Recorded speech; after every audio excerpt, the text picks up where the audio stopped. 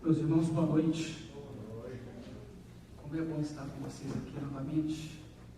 A igreja cheia, né? E graças a Deus, depois aí de 4 meses, sendo que praticamente 3 meses, 3 semanas direto de cama, e mais aí uns 2 meses sem poder me locomover muito bem, mas graças a Deus, pela graça dele, eu estou de volta aqui, compartilhando esse momento com os irmãos, fazendo aquilo que eu mais amo fazer nessa vida, que é estudar a palavra de Deus, ensinar e estar junto aqui de vocês. Como a gente já vem há algum tempo aqui, o pastor já vem anunciando, nós estamos agora nesse novo formato, né, do nosso estudo. Não temos mais a nossa escola dominical no domingo pela manhã, mas o nosso ensino continua o mesmo. E o ensino agora no formato da segunda-feira, nesse encontro chamado aqui Conexão com Deus, né? A nossa escola dominical, vamos dizer assim, foi transferida para esse momento de ensino aqui agora, e apesar do pastor ter, na semana passada, introduzido o assunto sobre os grupos familiares e nós temos tido um tipo de ensino que se voltou mais para uma pregação, eu gostaria de dizer aqui que o nosso objetivo nesse formato continua sendo o ensino da palavra de Deus, e meio que como se fosse de fato uma escola dominical, quando nós fomos estudar agora o Evangelho de João. Então, se você por acaso quiser contribuir, tiver alguma pergunta, tiver alguma coisa para poder falar, fique à vontade. Esse é o momento para nós fazermos isso aqui também, tá? O meu objetivo de conta aqui é participar desse momento de ensino de uma maneira um pouco mais informal, sendo que os irmãos também podem participar, ok? Muito bem. Nós estudamos no semestre passado o livro de Atos dos Apóstolos, um livro altamente relevante e que foi muito bom, né? O ensino, as várias coisas que nós aprendemos, os vários assuntos que foram abordados no livro de Atos, e por esse motivo nós resolvemos também estudar agora um outro livro, continuar estudando livros da Bíblia, só que agora nos voltamos para o Evangelho de João. E aí você pode perguntar, por que estudar o Evangelho de João? Eu não sei se vocês já pararam para perceber, mas normalmente quando nós vamos discipular uma pessoa, ou quando uma pessoa que nunca leu a Bíblia se aproxima de nós e nos diz, por onde eu poderia começar a ler a Bíblia? Normalmente nós indicamos àquela pessoa o livro de João. Já perceberam? Por quê? Porque vocês vão ter a oportunidade de ver que o livro de João, ele é um livro cheio de simbolismos e de metáforas que nos ajudam a compreender a mensagem do Evangelho. Então, quando João utiliza dessa linguagem, ele o faz de maneira a tornar claro e simples a mensagem do Evangelho para nós. Via de regra, é por aí que nós começamos, é por aí que nós indicamos uma pessoa que nunca leu a Bíblia, ou quando vamos fazer um discipulado, devemos sempre começar pelo livro de João. Talvez também pelo fato do versículo mais conhecido, vamos colocar assim, nas igrejas pelo menos, se encontrar no livro de João. Que versículo é esse? João 3,16. Um versículo central, chave para nós entendermos o Evangelho de João. João 3,16. Todos conhecem. Vamos falar de qual é esse versículo? Porque Deus amou o mundo de tal maneira que deu o seu Filho unigênito, para que todo aquele que nele crê não pereça, mas tenha vida eterna. Esse versículo é um versículo chave, um versículo central para entendermos o Evangelho de João. E é interessante porque o livro de João, o Evangelho de João, ele foi escrito pelo próprio João, apesar dele não se identificar no seu Evangelho. Mas João não nos deixa sendo vazio, né? Ele se identifica, mas se identifica como aquele discípulo amado. O discípulo amado por Jesus, aquele que reclina a sua cabeça no peito, sobre o ombro de Jesus na última ceia. Então, apesar de João não se identificar como João, o apóstolo, mas ele se identifica como discípulo amado, e nós podemos falar com certeza que ele de fato é o escritor desse evangelho. Não apenas do Evangelho de João, mas ele também escreveu a primeira, a segunda, a terceira carta à igreja, e também escreveu o livro de Apocalipse. João escreve esse livro no final já da sua vida, provavelmente na cidade de Éfeso, É o único apóstolo que não morreu martirizado, ele morre por causas naturais. E é interessante porque o livro de João é um livro muito, mas muito distinto dos outros evangelhos.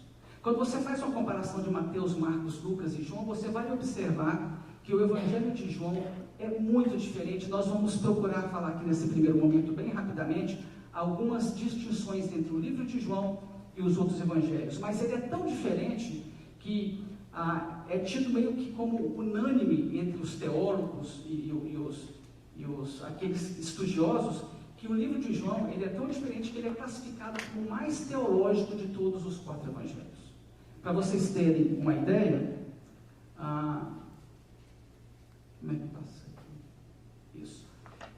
Tanto Clemente de Alexandria, como Agostinho, como João Calvino, classificaram o livro de João, uma vez que ele é o mais teológico entre todos os evangelhos, classificaram o evangelho de João como o evangelho espiritual. Não é apenas o evangelho como Mateus, Marcos e Lucas, que simplesmente se preocupam em falar da vida do ministério de Jesus, nos dando dados biográficos do evangelho, mas João, ele se preocupa, segundo Clemente, Agostinho e João Calvino, ele se preocupa em revelar a alma de Jesus. Por isso que esse evangelho é um evangelho tão diferente e distinto.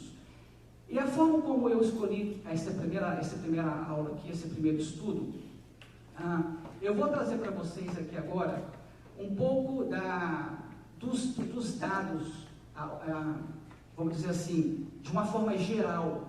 Vou falar os dados de uma forma geral do livro de João para vocês, do Evangelho de João, para que então a gente possa, com essa mentalidade, então, daqui a pouco entrar de fato no capítulo 1 de João, sem mais delongas.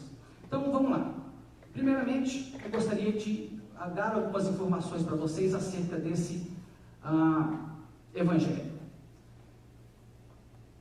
Dá para todo mundo ler? Não sei se ficou muito pequeno, mas olha só, alguns distintivos do evangelho de João quando você compara com os evangelhos sinóticos, Mateus, Marcos e Lucas. Ele é tão diferente que 90% do material de João é ímpar, é peculiar a João.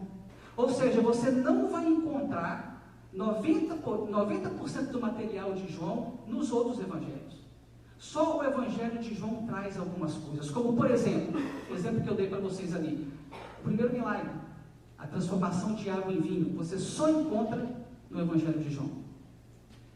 Conversa com Nicodemos e a conversa com a mulher samaritana são ocasiões e eventos que você só encontra no evangelho de João.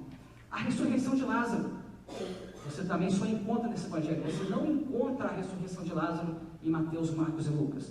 Um outro exemplo poderia ser aquele episódio em que Jesus lava os pés dos discípulos na última ceia.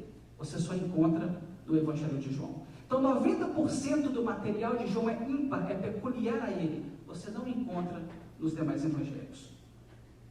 Outra coisa, da mesma forma que você tem 90% do material particular a João, você também vai encontrar a ausência de materiais que estão nos evangelhos sinóticos, como por exemplo, João não fala sobre o nascimento de Jesus. Não sei quantos de vocês têm lido recentemente o evangelho de João, mas ele não fala sobre o nascimento de Jesus, ele não fala sobre o batismo de Jesus, ele não fala sobre a tentação de Jesus, eventos importantes da vida de Jesus. Não tem transfiguração, lembra do monte da transfiguração? João não relata, João não faz esse relato aí. Tampouco o Getsêmani, o momento em que Jesus lá com profunda agonia, apesar de João destacar aí pelo menos uns 3 ou 4 capítulos falando sobre a última ceia, mas ele omite o relato do Getsêmani. Você não encontra exorcismos no livro de João. Algo tão corriqueiro, né? Em Mateus, Marcos e Lucas, você não vê Jesus expulsando espíritos imundos das pessoas. Jesus não fala por parábolas. A forma como João retrata Jesus no seu evangelho é de tal forma que ele fala de muitas outras formas, Jesus fala de muitas outras formas, menos por parábolas. João não descreve Jesus falando por parábolas no seu evangelho. Você não encontra chamada ao arrependimento, você não encontra Jesus clamando as pessoas por arrependimento, tampouco o mandamento de amar o próximo. Então vejam que tudo isso você encontra nos outros evangelhos, mas em João está ausente. E nós vamos ver por quê. Mais algumas características. O apóstolo João, só registra 7 milagres no seu evangelho. Vocês lembram da grande quantidade de milagres que são relatados nos outros evangelhos? Mas João tem um foco específico, ele tem um objetivo específico, e ele só relata 7 milagres, que inclusive no seu evangelho não é nem chamado de milagre, são chamados de sinais, semeia, tá? E vocês vão ver que esses milagres que João vai relatar no seu evangelho, eles acontecem de forma progressiva com um objetivo específico, por isso que ele só conta 7. Você vai observar, como eu disse anteriormente, a presença de símbolos e de metáforas que tornam a linguagem mais acessível a nós, faz com que o nosso entendimento fique um pouco mais claro pela forma como João traz a sua mensagem, a mensagem do seu evangelho. Você tem, por exemplo, o uso de metáforas e de simbolismos, como as declarações de Jesus, as declarações que nós chamamos de declarações eu sou, quando Jesus fala, eu sou a porta, eu sou a ressurreição e a vida, eu sou o caminho, a verdade e a vida, eu sou o pão vivo que desceu do céu. É um tipo de linguagem que você só encontra no livro de João, essas declarações eu sou, e elas têm o objetivo de tornar mais fácil a mensagem para nós. E por último, o último aspecto no livro de João é que João, como eu disse anteriormente, não fala por parábolas, mas ao invés disso, João fala com longos discursos. Você vai observar que, por exemplo, o discurso sobre o pão da vida, João gasta pelo menos aí 70 versículos falando sobre isso. É um discurso longo. Jesus entra em debate, discussão com os judeus, com os fariseus, com as pessoas do cotidiano, das pessoas normais, e Jesus gasta muito tempo com longos discursos no livro de João. Não fala por parábolas, mas fala muito sobre as questões mais filosóficas da vida. O que é verdade? O que é a vida? O que é conhecer a Deus? Ao invés de João gastar, assim como os outros evangelistas, muito tempo falando sobre a biografia de Jesus, sobre aquilo que Jesus fez, dando dados acerca da vida de Jesus, do ministério dele, João está mais preocupado em relatar como Jesus aborda aquelas questões ali mais importantes, do ponto de vista filosófico. Muito bem. É interessante porque com todas essas distinções, Lucas, deixa eu te perguntar uma coisa. A forma como eu tinha colocado os slides, os dizeres iam aparecendo gradativamente, está aparecendo tudo de uma vez. Será que não dá para poder... então tá bom então. Tem que voltar aqui, só um minutinho. Então tá. Apesar de todas essas distinções que nós estamos fazendo entre o Evangelho de João e os outros evangelhos, mas eu gostaria de deixar claro para vocês que João conta a mesma história dos outros evangelhos. João está contando a história de Jesus. O que Jesus veio para poder fazer aqui? A única diferença é que a perspectiva de João e as nuances dele são diferentes dos outros evangelhos, mas a história, meus irmãos, é exatamente a mesma. Jesus veio para salvar pecadores. Só que a perspectiva de João é outra. Por exemplo, você tem Mateus escrevendo o seu evangelho para judeus, dizendo que Jesus Cristo é aquele judeu que havia sido prometido na antiga aliança, o Messias que haveria de redimir Israel. Esse é o foco de Mateus. Você tem, por exemplo, Marcos dizendo que Jesus veio como servo, e ele escreve para uma população de gente grega. Então, o versículo principal de Marcos é: eu vim não para servir, não para ser servido, mas para servir e dar a minha vida em resgate de muitos. Marcos 10:45 é o que Jesus fala, porque o foco de Marcos é mostrar Jesus como servo. Ou seja, cada um dos evangelhos aborda a história de Jesus de uma perspectiva diferente. E você vai observar que João, apesar de contar a mesma história que os outros evangelhos, mas vai abordar o seu evangelho de uma outra perspectiva também, que nós vamos começar a ver agora. Ok? Então, só para que os irmãos saibam que, apesar das várias distinções, o evangelho de João conta a mesma história. Muito bem. Vamos falar agora rapidamente aqui do propósito. Por que é que João escreve o quarto evangelho? Por que João não se ateve? Porque na época de João, como ele já escreveu no final da sua vida, ele já tinha conhecimento dos outros 3 evangelhos. Por que ele toma essa iniciativa de escrever um quarto evangelho? E você vai observar que a maneira como o apóstolo João vai contar a sua história ele vai contar a sua história principalmente para dizer aos seus leitores, à sua audiência original, que Jesus Cristo veio em primeiro lugar para salvar. Esse é o propósito de João ter escrito o seu evangelho, dizer que Jesus Cristo veio para salvar. João 5,34 vai dizer isso para nós. Jesus, diante da multidão dos discípulos, vai dizer assim: digo-vos, entretanto, estas coisas para que sejais salvos. Digo-vos, entretanto, essas coisas para que sejais salvos. Esse é o propósito de João estar contando a história de Jesus. Em segundo lugar, Jesus veio para quê também? Para libertar as pessoas. E conhecereis a verdade, e a verdade vos libertará. Se o Filho vos libertar, verdadeiramente sereis livres. É o que diz João 8,32. Então, em segundo lugar, Jesus veio para libertar as pessoas. E em terceiro lugar, ele veio para dar vida. Esse é um versículo muito citado nas igrejas. O ladrão veio para matar, roubar e destruir, falando do diabo. Mas Jesus diz: eu vim para que tenham vida, e vida em abundância. João 10,10. Em outras palavras, João escreve o seu evangelho exatamente para dizer às pessoas que Jesus veio para salvar, para libertar e para dar vida. Esse é o propósito de João no seu evangelho. Agora, quando você continua observando algumas questões gerais do evangelho de João, você vai observar que existem 3 temas principais no evangelho de João. O primeiro tema que João vai abordar bastante no seu evangelho é sobre a divindade de Cristo. Meus irmãos, se vocês não lembrarem de mais nada depois desse estudo aqui, pelo menos lembrem disso.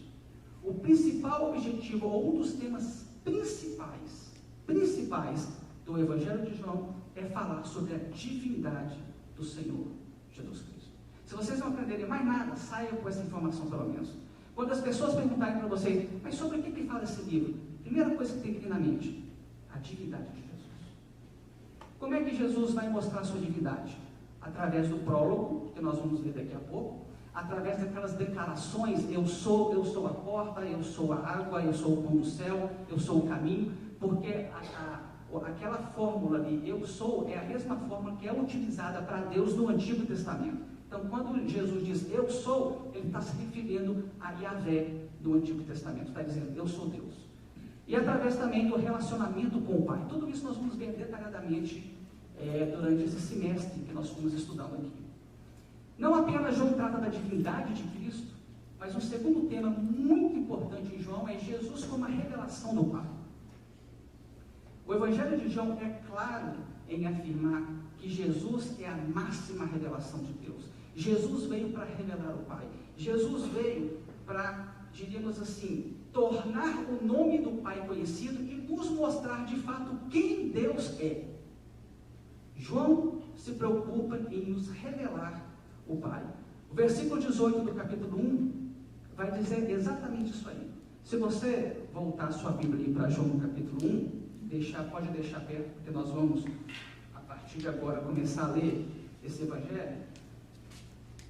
Ele vai dizer ali, logo no versículo 1, no versículo 18 do capítulo 1, o seguinte: ninguém jamais viu a Deus, o Deus unigênito, ou seja, está falando de Jesus Cristo, que está no seio do Pai, é quem o revelou.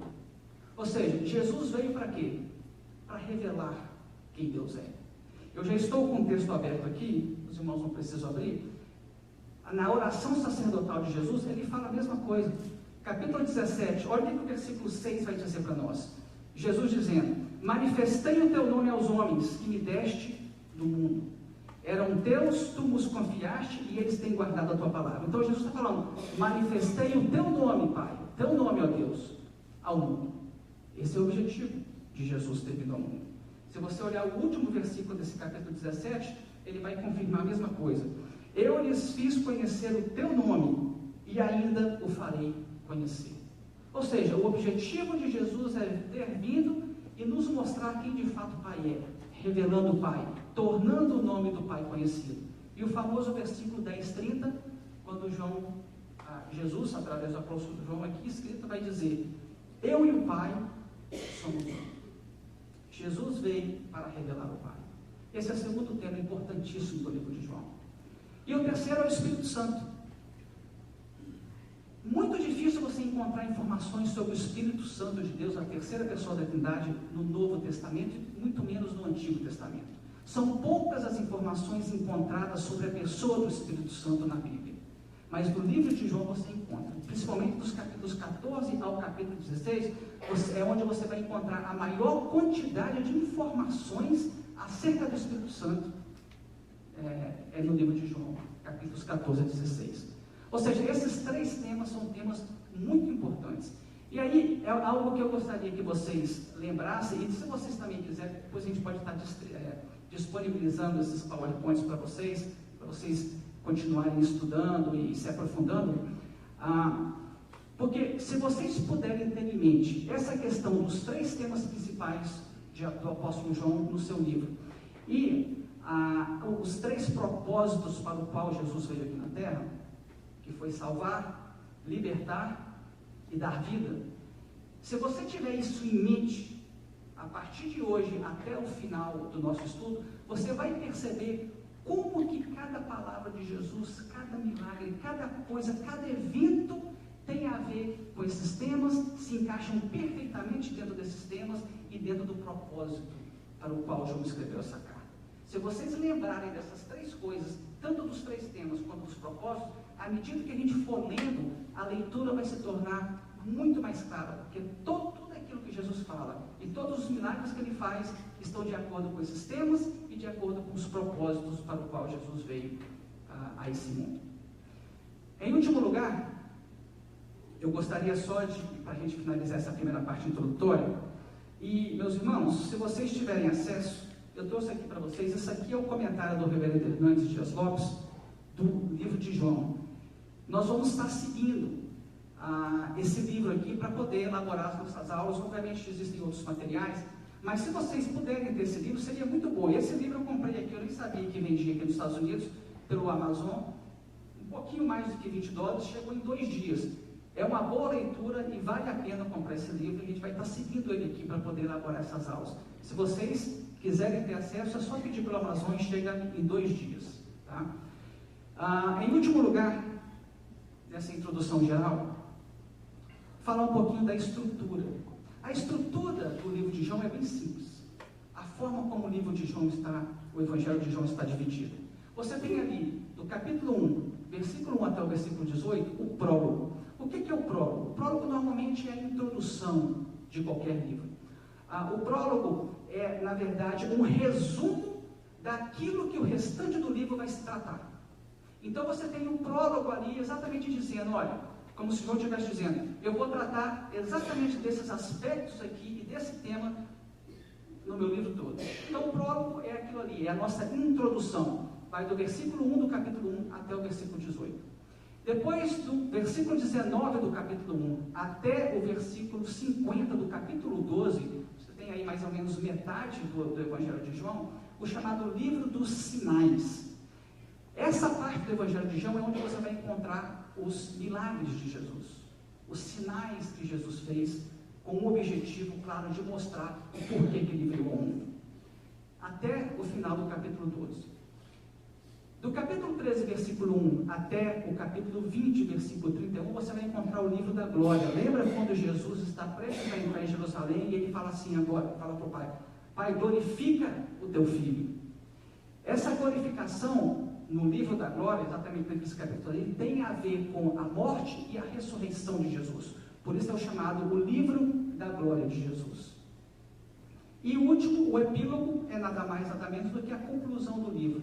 Vai dos versículos 1 a 25 do capítulo 21. Essa é a forma como nós dividimos normalmente, didaticamente, o livro, o Evangelho de João. Então, uma vez visto isso, meus irmãos, agora então, uma vez tendo visto essas questões mais gerais do Evangelho, nós podemos então entrar no Evangelho propriamente dito e começar a abordar os assuntos e os temas específicos do Evangelho de João. Para isso, eu vou pedir para vocês então abrirem a Bíblia de vocês e nós vamos ler. Hoje nós vamos falar sobre o prólogo. Nós vamos gastar o restante do tempo que nós temos hoje para falar sobre isso, mas Observem que os outros 20 capítulos nós vamos gastar aí uns bons meses até a gente terminar o Evangelho de João. Mas hoje, rapidamente, nós vamos falar um pouco sobre a introdução do livro de João. Então, eu vou pedir para vocês abrirem aí em João capítulo 1. Nós vamos ler dos versículos 1 ao versículo 18. Eu vou ler e os irmãos podem me acompanhar. Diz assim: no princípio era o Verbo, e o Verbo estava com Deus, e o Verbo era Deus. Ele estava no princípio com Deus. Todas as coisas foram feitas por intermédio dele, e sem ele nada do que foi feito se fez. A vida estava nele, e a vida era a luz dos homens. A luz resplandece nas trevas, e as trevas não prevaleceram contra ela. Houve um homem enviado por Deus, cujo nome era João. Este veio como testemunho para que testificasse a respeito da luz, a fim de todos virem a crer por intermédio dele. Ele não era a luz, mas veio para que testificasse da luz, a saber, a verdadeira luz que, vinda ao mundo, ilumina a todo homem. O Verbo estava no mundo, o mundo foi feito por intermédio dele, mas o mundo não o conheceu. Veio para o que era seu, e os seus não receberam. Mas a todos quantos o receberam, deu-lhes o poder de serem feitos filhos de Deus, a saber, aos que creem no seu nome, os quais não nasceram do sangue, nem da vontade da carne, nem da vontade do homem, mas de Deus. E o Verbo se fez carne e habitou entre nós, cheio de graça e de verdade. E vimos a sua glória, glória como do unigênito do Pai. João testemunha a respeito dele e exclama: este é o de quem eu disse, o que vem depois de mim tem contudo a primazia, porquanto já existia antes de mim. Porque todos nós temos recebido da plenitude graça sobre graça, porque a lei foi dada por intermédio de Moisés, a graça e a verdade vieram por meio de Jesus Cristo. Ninguém jamais viu a Deus. O Deus unigênito que está no seio do Pai é quem o revelou. Meus irmãos, nós estamos diante da mais alta e mais profunda afirmação sobre a identidade de Jesus no Novo Testamento. Esse texto que nós acabamos de ler aqui, diante do qual nós estamos, é aquilo que se considera a maior declaração cristológica de toda a Bíblia.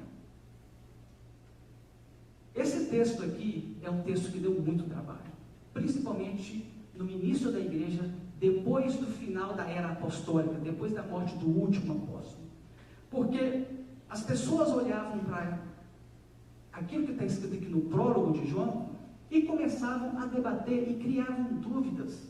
Talvez para nós, depois de séculos de história cristã, depois dos concílios, depois das confissões de fé, talvez para nós seja um pouco mais fácil entender a pessoa de Jesus. Quem é Jesus? Mas para os nossos primeiros pais, lá no início da igreja, depois do final da era apostólica, eles tiveram que lutar muito com esse texto aqui, até que se chegassem a formular uma resposta definitiva acerca da pessoa de Jesus. Lutaram muito, até que chegaram. Foi exatamente nessa época, depois da morte do último apóstolo, que começaram a vir as heresias. Por exemplo, vocês vão notar aqui que esse texto vai falar sobre a humanidade de Jesus. Mas tinham muitos na época que não acreditavam na humanidade de Jesus, que acreditavam que Jesus era apenas Deus. Então veio, por exemplo, uma heresia chamada de docetismo, para poder afirmar: olha, Jesus de fato é Deus, mas nós não cremos que Jesus é humano. Então, o docetismo dizia: Jesus tinha a aparência de humano, mas era Deus. Então, assim como essa heresia, surgiram várias outras nos primeiros séculos da igreja cristã, exatamente por causa desse texto aqui. As pessoas olhavam nesse texto, tinham dúvidas, não acreditavam e começavam a elaborar coisas propriamente para poder responder exatamente as questões que eram levantadas naquela época. Então, os nossos primeiros irmãos lá no início da igreja lutaram muito, até o momento que, de fato, lá no Concílio de Calcedônia, em 451, de fato, formularam uma resposta definitiva acerca de quem é a pessoa do Senhor Jesus Cristo. Mas é interessante que a gente começa a ler esse primeiro capítulo aqui, a ler o prólogo, a ler a introdução do Evangelho, e você observa que João não começa o seu Evangelho falando do nascimento de Jesus, assim como os outros Evangelhos começaram. Se não começaram falando do nascimento de Jesus, Mateus e Lucas começaram a falar o quê? Da genealogia, da linhagem de Jesus. João também não fala de genealogia. Tampouco sobre a infância de Jesus, como talvez Lucas traz, aos 12 anos, Jesus lá no templo, né, conversando com os mestres da lei. João tampouco fala sobre a infância de Jesus, não fala sobre o nascimento, não fala sobre o batismo, mas João já pula direto para Jesus adulto, na fase adulta de Jesus. Ele não perde tempo falando do nascimento, ou do batismo, ou da infância, talvez porque os evangelhos sinóticos já estavam em circulação há muitos anos, então João não queria perder tempo falando sobre isso. Mas João, por que ele não fala, não perde tempo com essas coisas? Não que isso é perda de tempo, mas por que João quer ir direto no assunto? Porque talvez João tenha um foco, João tem um objetivo claro ao escrever o seu evangelho. E esse objetivo está escrito lá no final do seu Evangelho, no capítulo 21, versículo 30 e 31. Por que João pula todas aquelas fases da vida de Jesus? Porque ele diz o seguinte: na verdade, fez Jesus diante dos discípulos muitos outros sinais, que não estão escritos nesse livro. Estes, porém, foram registrados para que creiais que Jesus é o Cristo, o Filho de Deus, e para que crendo, olha o tema de João aí, tenhais vida em seu nome. O propósito de João é específico, é mostrar que através dos dizeres de Jesus, dos milagres de Jesus, é mostrar que Jesus é o Cristo, Jesus é o Filho de Deus, mas não fica apenas nesse objetivo. É através dessa demonstração, o objetivo de João ao contar a sua história é para que nós creiamos que Jesus é o Filho de Deus, para que tenhamos vida no nome do Filho de Deus. Esse é o objetivo de João. É por isso que ele pula, talvez, todas aquelas informações e eventos da vida inicial de Jesus. Tá? Porque ele tem foco. O objetivo dele é que, ao crermos, tenhamos vida em seu nome. Muito bem. Agora, como é que João, então, vai começar a descrever quem é Jesus? Ele fala que o objetivo é aquele ali. Mas como é que ele começa a descrever? Como é que ele começa a descrever esse personagem? Como é que ele começa a descrever Jesus Cristo? Olha o que diz o primeiro versículo aí. No princípio era o Verbo. Aonde que eu encontro na Bíblia um outro versículo que começa da mesma forma? Bem, velho. Gênesis 1:1. Como é que versículo é esse? No princípio criou Deus os céus e a terra. É aqui que João começa. Quando João vai começar a falar sobre a pessoa de Jesus, ele nos remete, ele faz uma alusão a Gênesis 1:1. Ele volta lá atrás, ele nos remete à criação. Ele vai dizer, quando ele começa a dizer no seu livro aí, no princípio era o Verbo, o que João está querendo fazer é nos levar ao princípio de tudo, ao início de tudo, ao princípio do universo, ao princípio da vida, ao início do cosmos. É ali que João começa a falar de Jesus, lá atrás. E João vai dizer, no princípio então, lá atrás, quando não havia mundo ainda, no princípio era o Verbo. Meus irmãos, talvez a gente olhe para esse texto e diga ali, no princípio era o Verbo. Quando a gente lê, isso talvez não faça muito sentido para nós. Talvez a gente saiba o que significa hoje, porque nós já estamos velhos de igreja aí, né, entendendo e estudando sobre isso. Mas quando você olha para aquela frase ali, no princípio era o Verbo, isso não soa muito bem aos nossos ouvidos. Se você for para o inglês, in the beginning was the word, faz um pouco mais de sentido. Tá? Por que eu digo que faz um pouco mais de sentido, mas no entanto ainda soa um pouco estranho aos nossos ouvidos? Porque a tradução no inglês é uma tradução mais fiel do grego, que é aquilo que está escrito aqui embaixo. E quando você vê o que o grego está escrito, no grego está escrito, no princípio era A palavra que ele utilizaria é a palavra logos, de onde vem todas as palavras do português que utiliza, né, o logos aí como um sufixo. Por exemplo, o que é a cardiologia? É o estudo do coração. O que é o médico que fez dermatologia? Que estudou a pele. Ou um paleontólogo, é aquele que estudou as coisas antigas. Um geólogo, arqueólogo. A palavra logos vem exatamente do grego. E essa palavra, na tradução original dela, ela é traduzida por palavra. Logos significa palavra. Por isso que na tradução do inglês, a tradução do inglês é um pouco mais fiel do que a nossa tradução, que diz que no princípio era o verbo. Então, logos significa palavra. Mas mesmo assim, não faz muito sentido. No princípio era a palavra. É interessante que, por mais que para nós não faça muito sentido, mas para a audiência original de João, fazia. Porque essa palavra, meus irmãos, é uma palavra carregada de um significado extremamente profundo. Porque João vivia numa época onde o mundo foi totalmente helenizado pelos gregos. Então, quando ele utiliza e ele escolhe essa palavra para falar no princípio era o logos, prontamente todos que viviam na sua época, que leram o seu evangelho e ouviram as suas palavras, entenderam automaticamente o que significava aquela palavra logos, a palavra logos.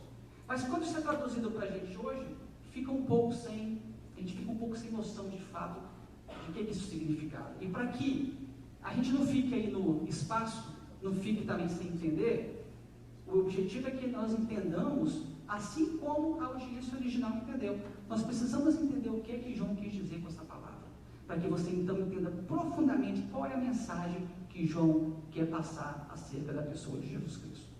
Então eu escolhi para fazer isso bem rapidamente para vocês aí, para a gente não perder muito tempo, mas é importante nós definirmos o que significa essa palavra logos. No princípio era o verbo, ou a palavra. Essa palavra grega, logos, ela foi usada pela primeira vez como sendo, na filosofia grega, como sendo algo abstrato. O que eles queriam dizer com a palavra logos? E presta bastante atenção nisso. Segundo os gregos, a palavra logos era utilizada como um princípio racional que trazia senso, harmonia, unidade e ordem ao universo. Ou seja, era uma palavra que fazia com que queria indicar como o mundo funcionava. Era uma palavra que era usada para poder indicar como todas as coisas no mundo, como tudo encaixava perfeito, como o mundo não entrava em caos, como nada era desorganizado. Mas era uma palavra que era usada para indicar como é que esse mundo, um princípio racional que trazia um senso de harmonia, unidade e ordem ao universo. Na verdade, o que eles sempre quiseram buscar era aquela verdade, uma verdade transcendente, ou seja, uma verdade fora dessa realidade que nós vivemos, que não apenas explicasse a diversidade do mundo, mas que também explicasse todas as outras verdades. É aquilo que os gregos na antiguidade chamavam do princípio máximo da realidade. Um princípio abstrato, impessoal, que trazia esse senso de unidade e harmonia no universo. Isso foi algo que os gregos sempre, desde a antiguidade, desde 1000 anos antes de Cristo, nas suas filosofias, tentavam achar, procuravam esse princípio da realidade. Agora observem vocês, esse princípio é um princípio racional, mas segundo eles era um princípio abstrato e um princípio impessoal.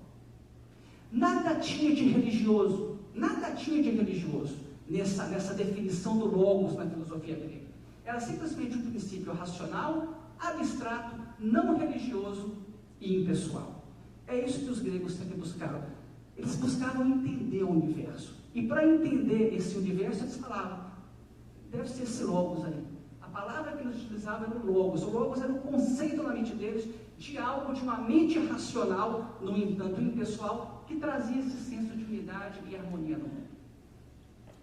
Com o passar dos anos, a palavra logos foi se desenvolvendo na filosofia grega e com o passar dos séculos começou a ter um pouco mais de conotação religiosa. No entanto, continuava sendo um conceito abstrato e impessoal. Isso é Precisa ficar claro. Mas essa palavra logos, ela não era uma palavra simplesmente da filosofia grega. O judaísmo do Antigo Testamento também utilizava essa palavra, utilizava esse conceito de logos. E no judaísmo do Antigo Testamento, como é que eles definiam o logos? O logos para os judeus era nada mais, nada menos do que a palavra de Deus. Para os judeus, a palavra logos era a força dinâmica da vontade de Deus, o agente de Deus. Em outras palavras, quando Deus queria que algo acontecesse, ele simplesmente verbalizava, ele simplesmente usava a sua palavra e as coisas aconteciam. Então, o logos no judaísmo do Antigo Testamento era uma expressão utilizada para a palavra de Deus. É por isso que no inglês começa a fazer um pouco mais de sentido quando nós lemos no princípio era a palavra. Porque para o judaísmo do Antigo Testamento, o logos era a palavra de Deus, era a força dinâmica da vontade de Deus, era o agente de Deus através do qual tudo acontecia. E é interessante, porque, resumindo esse conceito do judaísmo, o verbo, então, escrito no português, ou a palavra escrita no inglês, se referia à poderosa atividade ou ação de Deus. Aí nós começamos a querer entender um pouco mais, porque o que é verbo? Como é que é a definição de verbo no português? Verbo é ação, não é? Você fala assim, eu vou brincar, eu vou pular, eu vou correr, eu vou comer. Tudo isso denota o quê? Ação. Então, quando você observa ali que essa palavra logos no judaísmo do Antigo Testamento é uma palavra que denota ação ou uma poderosa atividade de Deus, você começa a entender um pouco mais o que João está querendo dizer. E lá no judaísmo, o verbo ou a palavra, então, se referia à poderosa atividade de Deus ou à ação de Deus na criação. Quem está com o Salmo 33, versículo 6, por favor, pode ler. Eu entreguei alguns papeizinhos para algumas pessoas, aí eu gostaria que quem eu for chamando na ordem ali, para poder ler para a gente. Salmo 33, 6. Os céus, por sua palavra, se fizeram, e pelo sopro de sua boca, o exército deles. Os céus, por sua palavra, pelo logos, se fizeram. Está vendo? É a ação de Deus, o logos é a ação de Deus na criação. É a ação de Deus também na revelação. Jeremias 1, versículo 4. Veja o que o texto diz. Jeremias, o profeta, dizendo: ora, veio a mim o quê? O logos, a palavra do Senhor, dizendo. Essa era a forma como Deus se fazia revelar no Antigo Testamento aos profetas. Era dessa forma que Deus se revelava a sua vontade ao seu povo por meio dos profetas, pela sua palavra, pelo seu logos. Não apenas isso, mas na libertação também do seu povo. Salmo 107, versículo 20. Enviou-lhes a sua palavra e os sarou, e os livrou do que lhes era mortal. Enviou Deus o quê? A sua palavra e os livrou. Vejam as conotações do logos no judaísmo do Antigo Testamento. Então, logos era a ação de Deus na criação, na revelação, na libertação do seu povo, mas não apenas ali. O logos também significava no judaísmo a sabedoria de Deus. A sabedoria de Deus que é altamente personificada no livro de Provérbios. Quem está com Provérbios 8, 22 a 24, por favor. O Senhor me possuía do início de sua obra, antes de suas obras mais antigas. Desde a eternidade foi estabelecido, desde o princípio, antes do começo da terra. Antes de haver a vida, eu nasci, e antes ainda de haver fontes carregadas de água. Ou seja, a sabedoria ali, ela está falando como se fosse uma pessoa. Eu fui concebida, eu nasci. Está falando sobre a sabedoria de Deus. Então percebam vocês, meus irmãos, que na tradição judaica, na tradição do judaísmo no Antigo Testamento, nós poderíamos resumir que o logos não era simplesmente algo abstrato ou impessoal, como os gregos pensavam, mas no judaísmo do Antigo Testamento, o logos era uma poderosa expressão que atuava na criação, na revelação, na libertação, na salvação e na sabedoria de Deus. Para eles, isso era o logos. Meus irmãos, João sabia de tudo isso. João sabia desses conceitos gregos. João sabia do conceito de logos do judaísmo. Afinal de contas, era judeu, mas um judeu vivendo num mundo helenizado pelos gregos. Então ele sabia muito bem o que essa palavra logos significava, a riqueza desse conceito. E é exatamente por isso que ele vai escolher essa palavra logos para começar o seu evangelho. Só que não apenas isso, meus irmãos. Ele não vai apenas pegar esses conceitos aí agora. João escolhe essa palavra logos para começar a descrever o seu evangelho aqui, falando acerca de Jesus, mas ele vai dar um novo e mais profundo significado teológico a esse termo. O que João vai dizer? Olha o que ele diz no versículo 14. E o logos, e o verbo, e a palavra se fez carne e habitou entre nós, cheio de graça e de verdade, e vimos a sua glória, glória como do unigênito do Pai. Meus irmãos, eu não consigo dizer esse versículo sem me emocionar.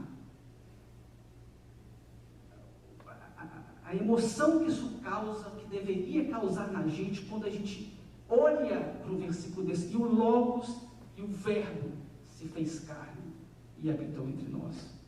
O que é que João está querendo dizer aqui? Que novo conceito profundo, significado teológico que ele quer passar para a gente? João vai dizer que esse logos, aquele conceito abstrato dos gregos, impessoal, aquela coisa que trazia senso de harmonia e de unidade, de ordem ao universo, a palavra de Deus, o verbo de Deus, João vai dizer, o logos se fez carne e habitou entre nós. O que João está querendo dizer é que o logos é uma pessoa. Eles não sabiam que era uma pessoa, eles tentavam imaginar o que poderia ser, tanto é que só chegavam a um conceito abstrato e impessoal. Mas João está dizendo agora, esse logos sempre foi uma pessoa. João está dizendo, esse logos é a segunda pessoa da Trindade, o eterno Filho de Deus, que se fez carne. João diz agora, o logos é uma pessoa. Vocês estavam errados.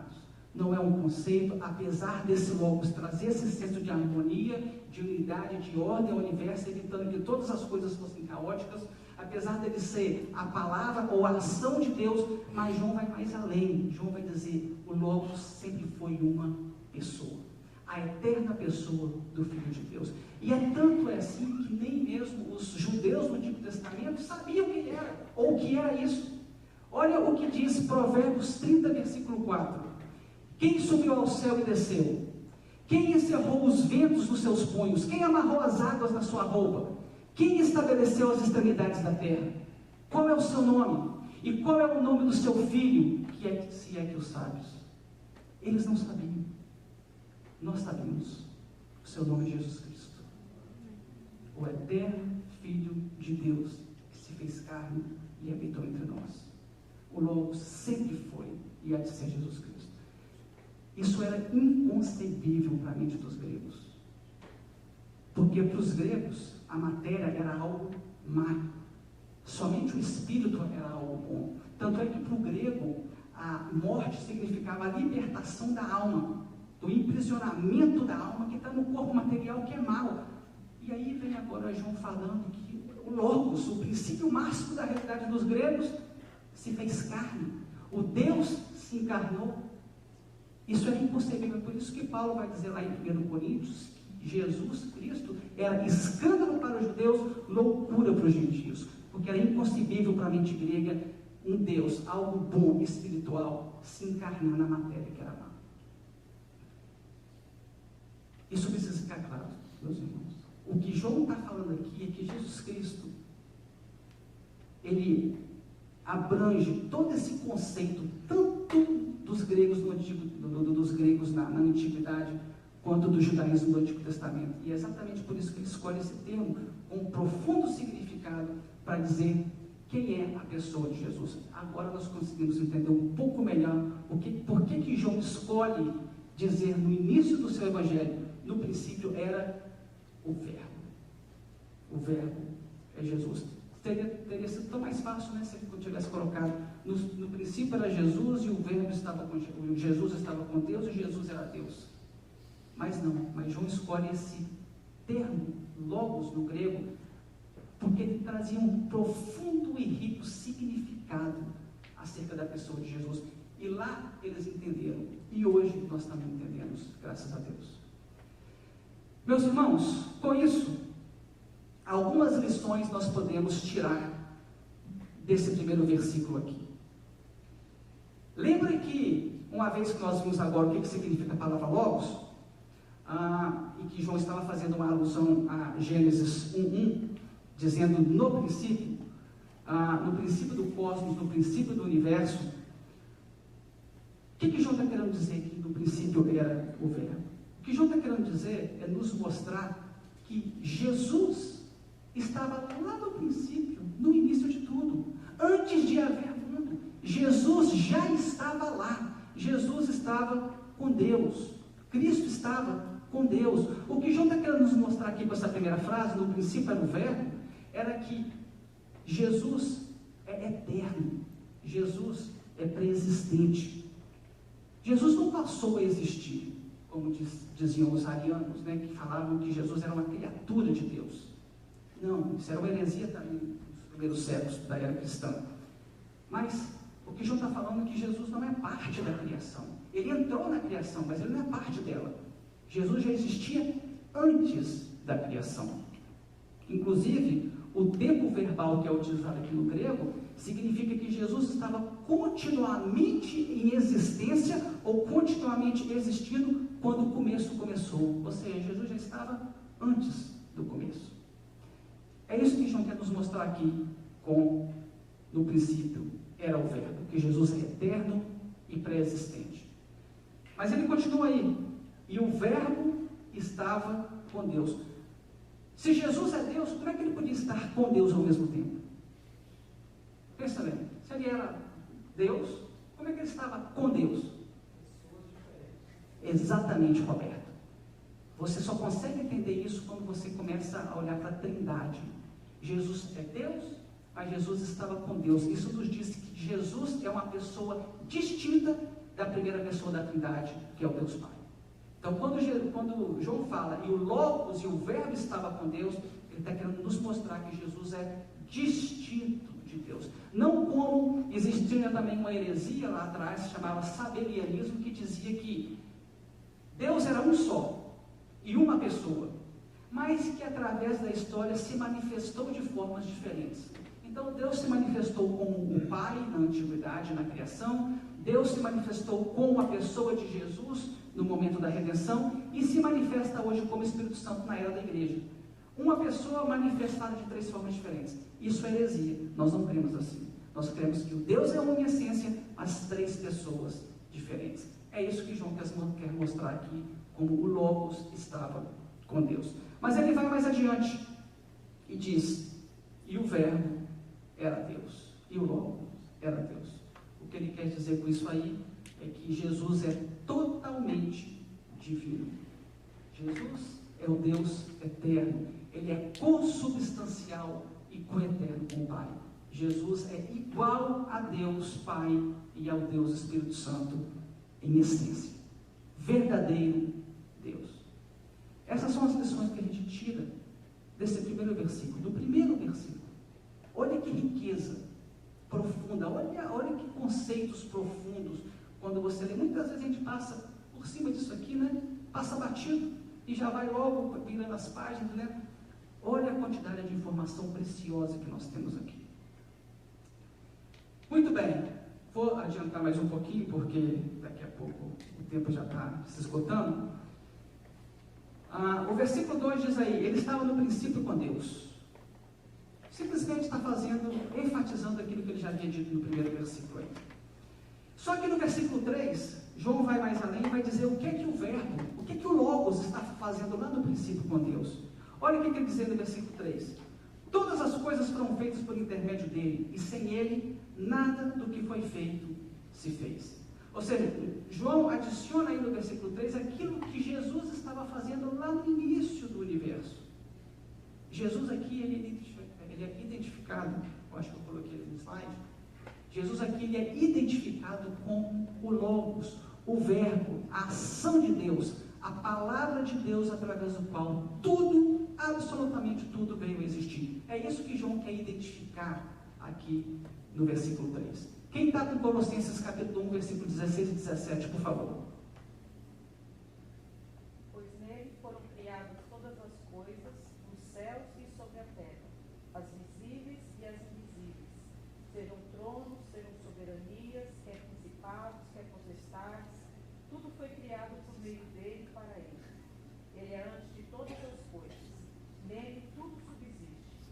Ele é a cabeça do corpo, da igreja. Ele é o princípio, o primogênito de entre os mortos, para em todas as coisas ter a primazia. Ou seja, está bem claro quem Jesus é. Nele foram criadas todas as coisas. Hebreus 1, versículo 1 e 2. Havendo Deus outrora falado, muitas vezes e de muitas maneiras, aos pais pelos profetas, nestes últimos dias nos falou pelo Filho, a quem constituiu o herdeiro de todas as coisas, pelo qual também fez o universo. Pelo qual também fez o universo. Foi Jesus que fez, meus irmãos. A segunda pessoa da Trindade. Apocalipse 4, versículo 11. Digno é, Senhor, de receber glória e honra e poder, porque tu criaste todas as coisas, e por tua vontade foram criadas. Tu criaste todas as coisas, pela tua vontade, todas as coisas foram criadas. Versículo 3 diz exatamente isso. Jesus é o Verbo, a ação de Deus, o Logos de Deus. O que João está querendo nos mostrar aqui, meus irmãos, é que a palavra criadora de Deus, lá no início, no princípio criou Deus os céus e a terra, a palavra criadora de Deus para o universo é aqui identificada como sendo Jesus, Jesus Cristo. Se você for adiantar aí e observar os versículos 4 e 5, você vai observar algumas palavras importantes aí. Luz, trevas e vida. Diz aí, a vida estava nele e a vida era a luz dos homens. A luz resplandece nas trevas e as trevas não prevaleceram contra ela. Observem que essas palavras, luz, trevas e vida, nos levam de volta aonde? A criação. Quando o Espírito Santo se movia sobre a face das águas, fala que havia trevas sobre a face do abismo. E Deus disse então, haja luz. E houve luz. Deus disse, haja vida. E os animais, as plantas, nós começamos a respirar. Interessante que o versículo 4 vai dizer, a vida estava nele. Em quem? Em Jesus. Lembra de Atos 17, 28? Paulo falando aos atenienses, ele vai dizer assim, ele é quem nos dá vida, respiração e tudo mais, porque nele nos movemos, vivemos e existimos. A nossa vida é dependente da vida de Jesus, meus irmãos.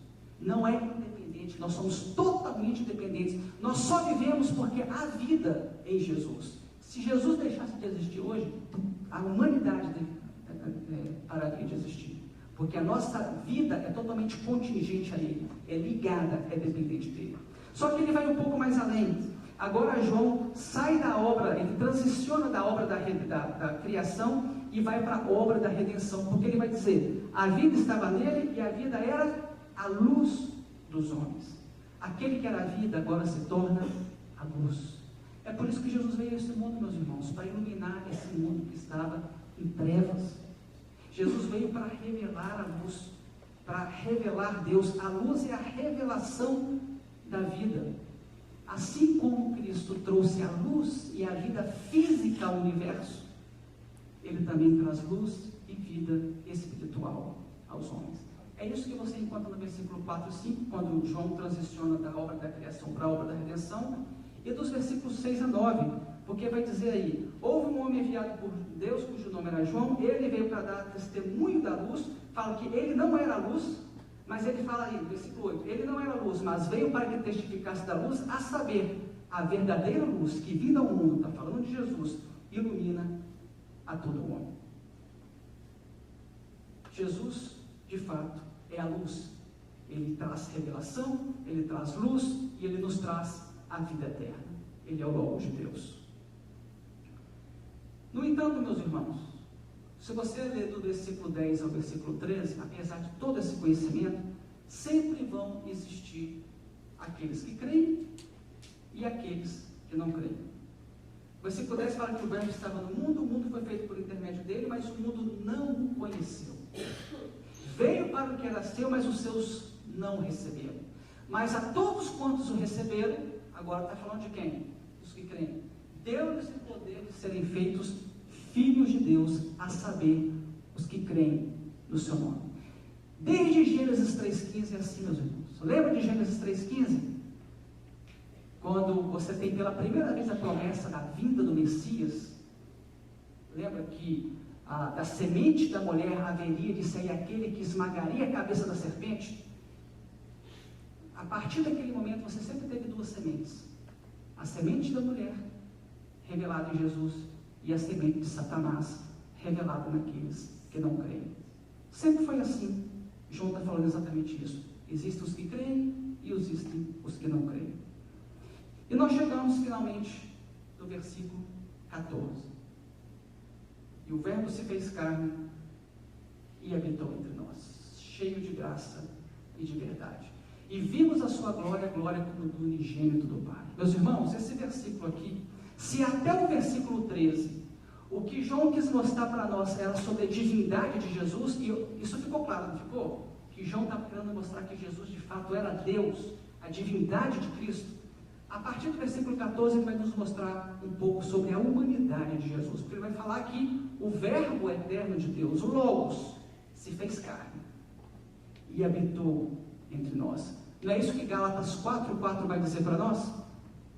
O texto diz assim: vindo porém a plenitude dos tempos, Deus enviou o seu Filho, nascido de mulher, nascido sob a lei, indicando que Jesus era humano. Quem está com 1 João 1:1? Que é desde o princípio, o que ouvimos, o que vimos com os nossos olhos, o que contemplamos e as nossas mãos apalparam a respeito da palavra da vida. Presta atenção, o que João está falando aqui? O que vimos com os nossos olhos desde o princípio, o que ouvimos, o que as nossas mãos apalparam a respeito do verbo, do Logos da vida. João está falando, Jesus Cristo era homem, ele era homem, era o Deus encarnado, que se tornou carne, ele era humano. É isso que João está querendo mostrar com esse versículo. Filipenses 2:5-7.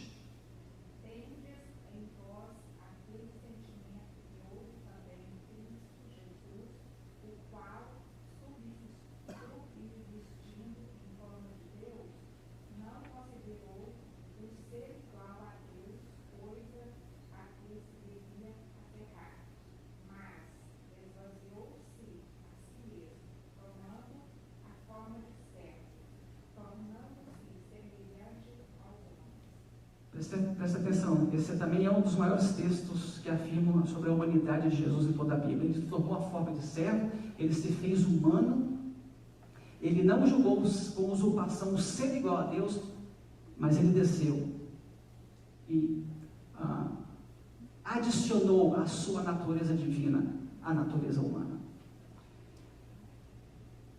E é interessante porque o texto vai dizer que esse Logos divino, o Filho de Deus, não apenas se encarnou, mas ele habitou entre nós. Ele habitou no meio do seu povo. A palavra para habitar aqui, os irmãos lembram qual que é? A palavra que ele utiliza para falar que ele habitou entre nós. Lembra, Roberto? É a palavra tabernáculo. É como se estivesse dizendo, ele tabernaculou entre nós. Os irmãos lembram o que era o tabernáculo? O tabernáculo no meio do deserto, onde você tinha a tenda da congregação, o tabernáculo, e lá no Santo dos Santos você tinha a Arca da Aliança, representando o trono de Deus aqui na terra. E o que isso significava? Significava que Deus estava o quê? Habitando no meio do seu povo.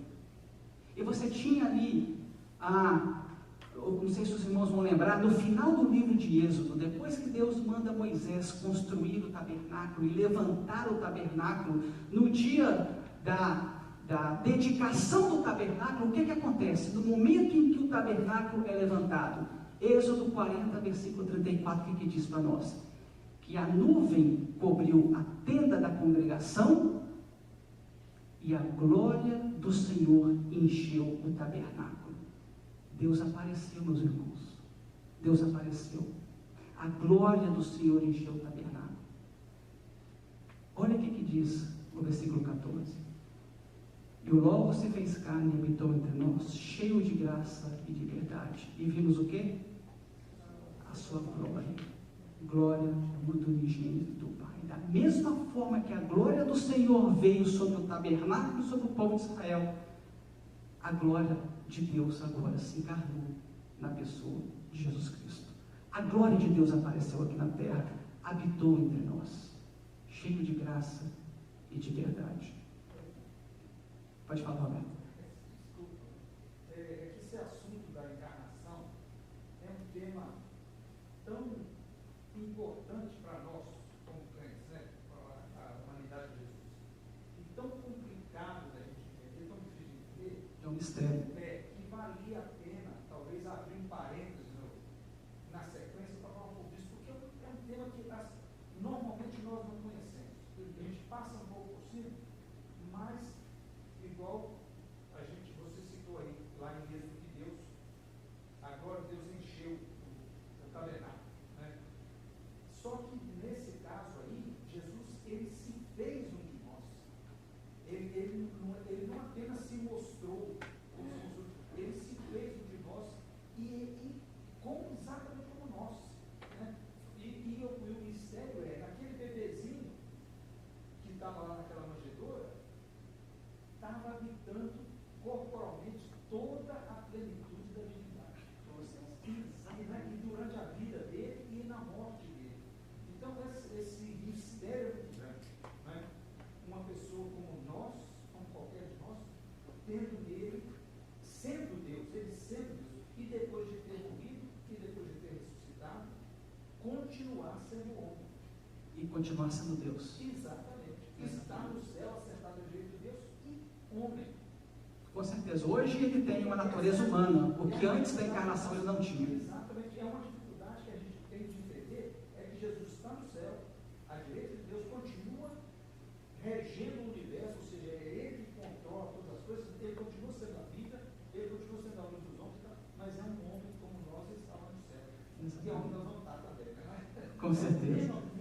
Mas é um tema muito abrangente. E eu vou falar isso, eu vou só pincelar aqui agora no final da conclusão, porque disso, meus irmãos, depende a nossa salvação. A nossa salvação, a fé salvadora, ela passa pelo entendimento que Jesus se fez homem, que Jesus era o Deus, o Logos divino que se fez homem. Mas deixa eu só adiantar aqui, no versículo 18, então, é o último versículo, João então vai terminar o seu prólogo dizendo que a missão de Jesus, o Deus homem, era exatamente aquela missão que a gente falou no início, lá no propósito, nos temas que nós falamos.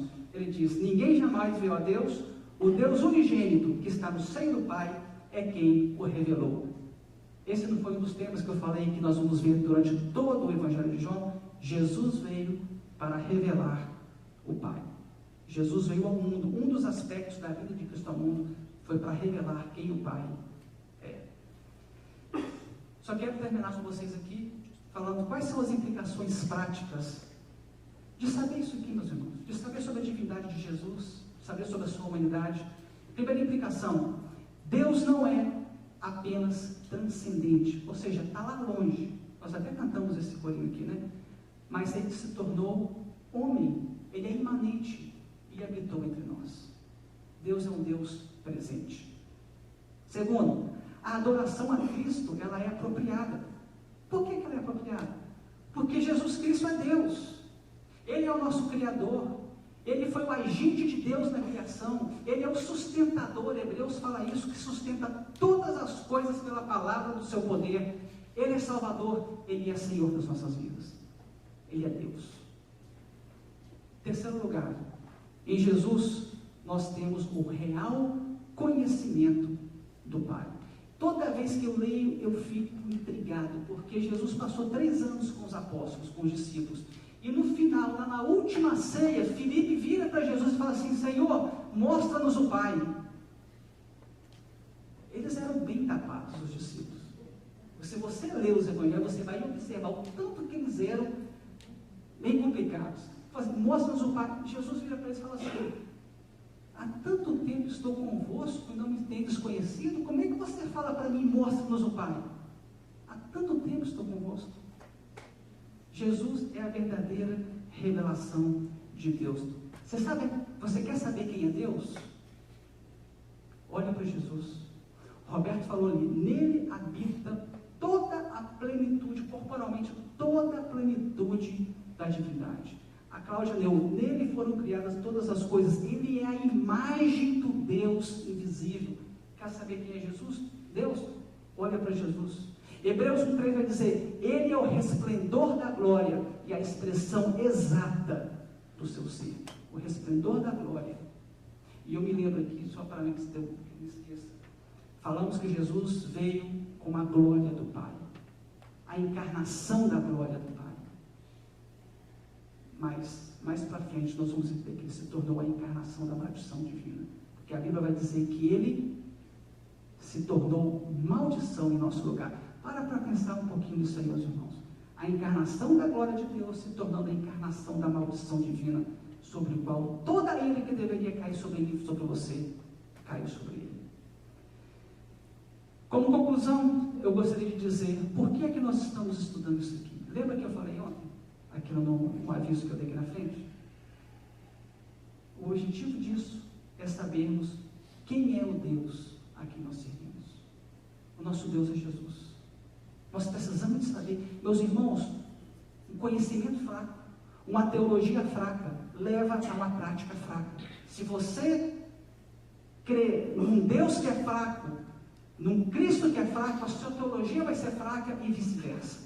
Eu estava falando isso para os alunos lá no Bible College outro dia, falando sobre o sacrifício de Jesus. Se você não crê que o sacrifício de Jesus foi um sacrifício que realmente salva, você crê num Cristo fraco, num Jesus fraco, num Deus fraco, e consequentemente a sua teologia vai ser fraca.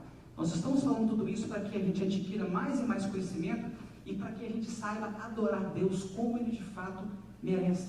Nós precisamos saber quem é o Deus a quem nós servimos. É por isso que muitas vezes nós entramos em crise. E crise existencial, não sabemos o que vai acontecer e começamos a ficar preocupados com o futuro, porque nós não sabemos o Deus em que nós cremos. O Deus em que nós cremos é o Deus da Bíblia, é o Jesus, Criador, sustentador de todas as coisas. Você acredita que Jesus é Deus?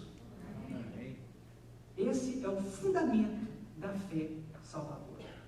Se você se descrente, você automaticamente precisa entender que Jesus é o Deus que se fez carne. E o que vai acontecer aqui a partir de agora, meus irmãos? Lembra que isso aqui é o prólogo. O que era o prólogo mesmo? É um resumo de tudo aquilo que vai ser contado no restante do livro.